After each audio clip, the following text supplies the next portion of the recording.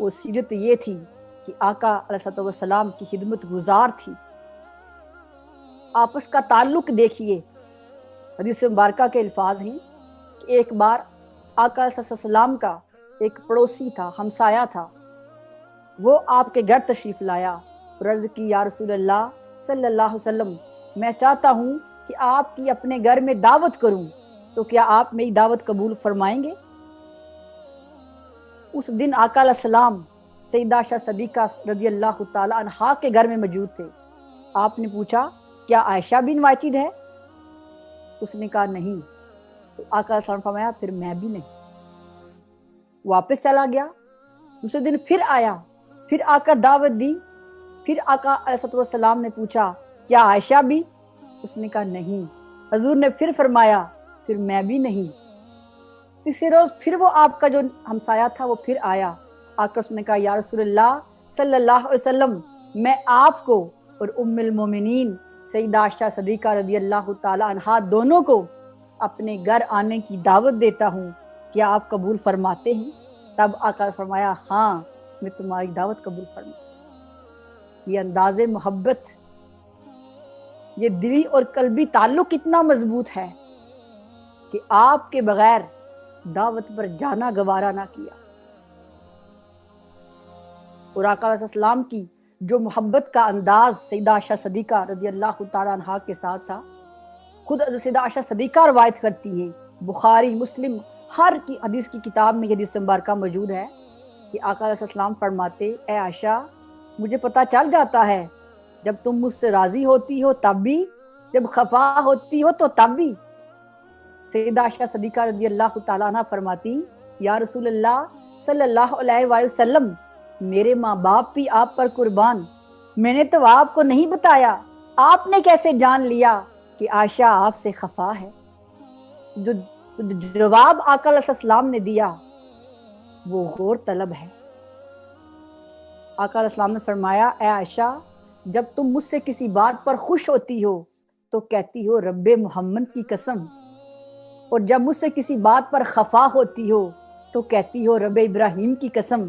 جب تم قسم بدلتی ہو تو مجھے پتہ چل جاتا ہے کہ عائشہ کسی بات سے مجھ پر خفا ہے.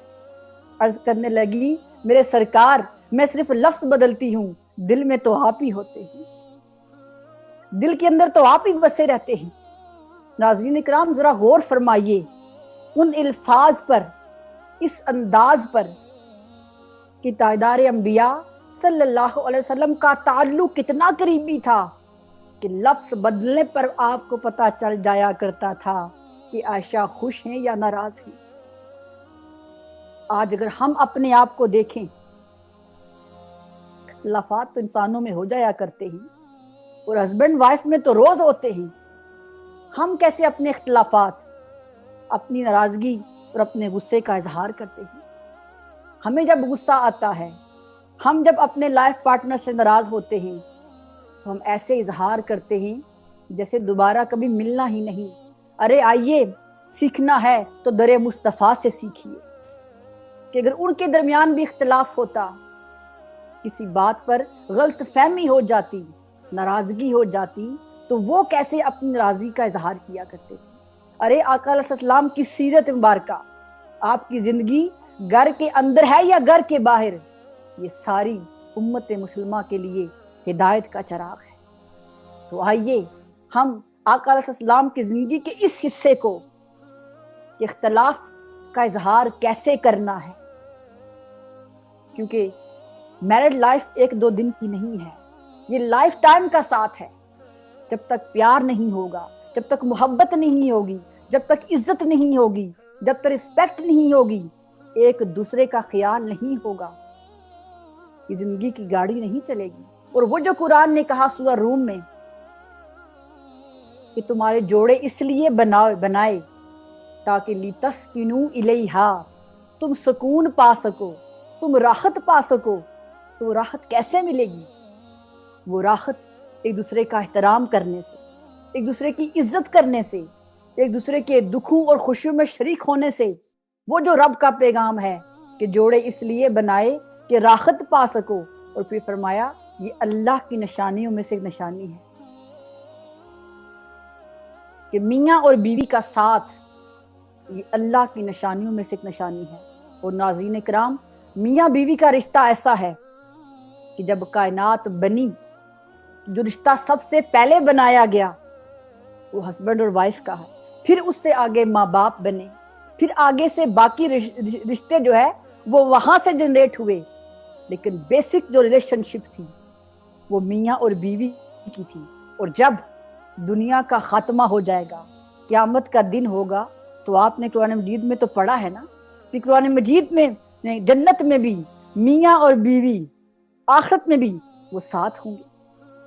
جس رشتے کی ابتدا ہوئی وہ دنیا میں نہ رکھا، اس رشتے کی عظمت دیکھیے، اس رشتے کا کمال دیکھیے کہ اللہ فرماتا ہے آخرت میں بھی، جنت میں بھی نیک محبت کرنے والے میاں بیوی دوسرے کے ساتھ ہوں۔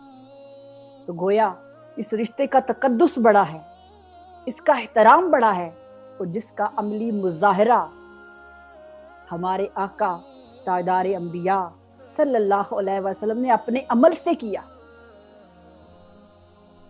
اور پھر سیدہ عائشہ صدیقہ رضی اللہ تعالی عنہا فرماتی ہیں کہ آقا علیہ الصلوۃ والسلام جب گھر میں ہوتے تو گھر کے کاموں میں ہیلپ کروایا کرتے تھے۔ اور ایک بار آقا علیہ السلام کسی غزوہ پر جا رہے تھے، اور آپ کا معمول تھا کہ جب بھی کسی غزوہ پہ جاتے، کسی سفر پر جایا کرتے، تو اپنی ایک زوجہ محترمہ کو ساتھ لے کے جایا کرتے تھے۔ سیدہ عائشہ صدیقہ رضی اللہ تعالی عنہا بیان کرتی ہیں اس سفر میں آپ کے ساتھ تھی، تو آقا علیہ السلام نے صحابہ کرام سے فرمایا آپ لوگ ذرا آگے چلو، میں بعد میں آتا ہوں۔ جب صحابہ کرام آگے چلے گئے تو آقا علیہ السلام نے فرمایا عائشہ آج دوڑ نہ لگا لیں، چلو ریس لگاتے ہیں۔ تو عائشہ صدیقہ فرماتی ہیں ہم نے دوڑ لگائی، میں آگے نکل گئی، آقا علیہ السلام پیچھے رہ گئے۔ کچھ لوگ یہاں پہ اعتراض کرتے ہیں کہ آقا علیہ السلام نعوذ باللہ کیا دوڑ میں ہار گئے تھے؟ ارے ایسا نہیں ہے، انبیاء کی رفتار تو دنیا کی ہر چیز سے زیادہ ہے۔ جو آنکھ پلک جھپکتے ہی جو سرے عرش سے ہو آئے تھے، ان کی رفتار کا عالم کیا ہوگا۔ وہ دل جوئی تھی، وہ محبت تھی، ان کو خوش کرنے کے لیے، ان کو راضی کرنے کے لیے آقا علیہ السلام جان بوجھ کر پیچھے رہ گئے تاکہ عائشہ خوش ہو جائے۔ پھر فرماتی ہیں اگلا سال آیا، پھر وہ موقع آیا تو آقا علیہ السلام فرمایا عائشہ چلو دوڑ لگاتے ہیں۔ تو کہتے ہیں پھر ہم نے دوڑ لگائی، پھر ریس لگائی، پھر دوڑنا شروع کیا۔ تو کہتی ہیں اس بار آقا علیہ السلام آگے نکل گئے، تو مسکراتے ہوئے فرمایا عائشہ پہلے والی دوڑ کا بدلہ لے لیا ہے۔ یہ انداز محبت، یہ شفقتیں، یہ رحمتیں، یہ یوں ہی نہیں آیا کرتی۔